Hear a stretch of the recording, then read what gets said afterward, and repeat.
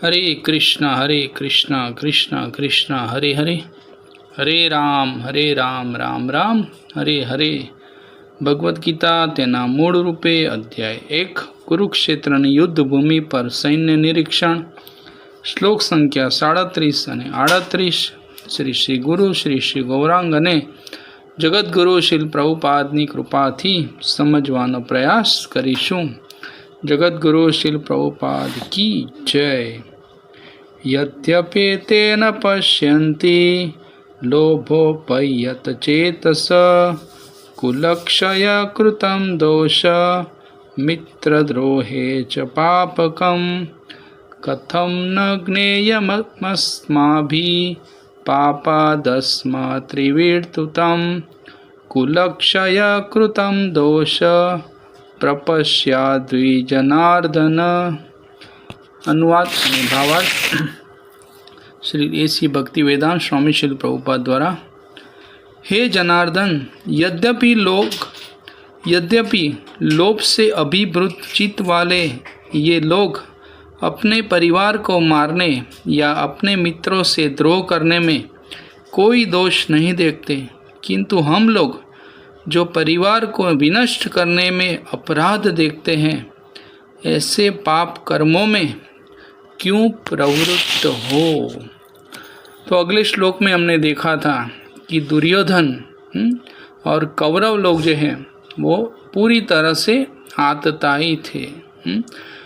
जो आतताई के जो वो सब उन्होंने पांडवों के प्रति अपराध है वो किया था, लेकिन फिर भी अर्जुन है वो कह रहा है कि इससे कौरव को मार के मुझे क्या लाभ होगा, मैं कैसे सुखी हो पाऊंगा। तो इस श्लोक में अर्जुन कह रहा है कि जो धृतराष्ट्र के जो पुत्र हैं, जो कौरव है, वो लोग तो दुर्बुद्धि वाले हैं। वो लोग देख नहीं सकते कि ये युद्ध में क्या होने वाला है। वो सब लोग तो क्या है, लोभी है। लोभ की वजह से ये लोग आज सारे इकट्ठे हुए हैं और हमारे सामने लड़ने के लिए आए हैं। लेकिन हम क्यों ऐसा करें? हम तो देख सकते हैं कि ये युद्ध में क्या होने वाला है, तो मैं ये युद्ध नहीं करूँगा। और हम जो पांडव लोग हैं वो शांति से जंगल में जाके अपना गुजारा कर लेंगे। तो पाप का बाप कौन है? तो एक बार एक राजा था, तो राजा ने पूरे गांव में ऐलान किया कि पाप का बाप कौन है। जो व्यक्ति ये प्रश्न का उत्तर मुझे देगा मैं उसको बहुत बड़ा इनाम दूंगा। तो वहाँ एक ब्राह्मण रहता था। तो ब्राह्मण बहुत लोभी था। तो वो बोलता है कि मैं राजा का उत्तर दूंगा और मुझे बहुत सारा धन है वो प्राप्त हो जाएगा। तो ब्राह्मण पूरे दिन सोचता है, इधर उधर घूमता है कि पाप का बाप कौन है। तो रास्ते में उसे एक वेश्या मिलती है। तो पूछती है कि हे ब्राह्मण, आप इतने उदास क्यों हैं? तो पहले तो ब्राह्मण ने बोला कि मैं आपसे बात नहीं करना चाहता, लेकिन फिर भी उसने पूछा। तो वो ब्राह्मण बोलता है कि मैं प्रश्न का उत्तर ढूंढता हूँ कि पाप का बाप कौन है। तो वेश्या समझ गई और उसने ब्राह्मण से कहा कि ऐसा करो कि आप कल मेरे घर खाना खाने के लिए आओ, मैं आपको ये प्रश्न का उत्तर बहुत आसानी से दे दूंगी। तो ब्राह्मण तो बहुत खुश हो गया, चलो मुझे राजा का प्रश्न का उत्तर मिल गया, अब मुझे बहुत सारा धन है वो प्राप्त हो जाएगा। तो दूसरे दिन वो ब्राह्मण है वो वेश्या के घर जाता है। वेश्या भी खाने के लिए थाली रखती है।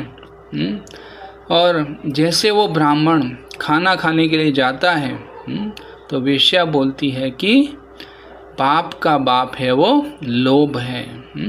ये लोभ की वजह से आप अपना धर्म भ्रष्ट करके मेरे घर पर आज खाना खाने के लिए आए हैं। तो आपके प्रश्न का उत्तर है पाप का बाप कौन है? लोभ है। तो यहाँ अर्जुन भगवान से कह रहा है कि ये लोग तो लोभी है, लोभ की वजह से यहाँ इतने सारे इकट्ठे हो रहे। वो लोग देख नहीं सकते, लेकिन हम लोग तो ऐसे नहीं है ना। हम लोग तो देख सकते हैं। आजकल सभी लोग बहुत सारे लोभी हो चुके हैं। बस लोगों का कुछ भी हो जाए, हमें तो पैसा चाहिए। चाहे झूठ बोलो, चाहे किसी को मार दो, कुछ भी करो, लेकिन हमें पैसा दो। और पैसे के लिए आज कुछ भी करने के लिए लोग तैयार हो। अगर आपका अगर पूर्व जन्म का अच्छा कर्म है, पुण्य कर्म है, और भगवान ने आपको पैसा दिया है तो कोई बात नहीं, वो अच्छी बात है। लेकिन दूसरों से अगर आप छीन के पैसा लेंगे, दूसरों का हक आप छीनेंगे, तो आपको उसका फल, उसका दंड है वो अवश्य भोगना पड़ेगा, चाहे ये जन्म हो चाहे अगला जन्म हो। क्योंकि कर्म किसी को छोड़ता नहीं है। तो हमें कुछ भी मांगना हो तो हमें हमेशा भगवान के पास मांगना चाहिए। तो भगवान क्या करेंगे? आपको पूरा शुद्ध करेंगे। जैसे ध्रुव महाराज थे, ध्रुव महाराज ने अपने दादा से भी बड़ा राज्य भगवान से मांगने के लिए कठोर तपस्या की, और तपस्या करके ध्रुव महाराज है वो पूरी तरह शुद्ध हो गए। भगवान जब सामने प्रकट हुए, भगवान ने कहा मांगो, तो ध्रुव महाराज बोलते हैं मुझे कुछ भी नहीं चाहिए। तो जब आपकी इंद्रियां अगर शुद्ध नहीं है तो आपको कितना भी कुछ मिल जाए, उसका सही इस्तेमाल आप नहीं कर पाएंगे, और उसका फल है वो इस जन्म में या आने वाले जन्म में आपको भुगतना पड़ेगा। तो यहाँ अर्जुन है वो क्षत्रिय है, और क्षत्रिय का धर्म है युद्ध करना। तो अर्जुन ये युद्ध से पीछे हट रहा है। बहुत से लोग बोलते हैं कि भाई युधिष्ठिर महाराज ने क्यों जुआ खेला? क्योंकि युधिष्ठिर महाराज भी क्षत्रिय थे।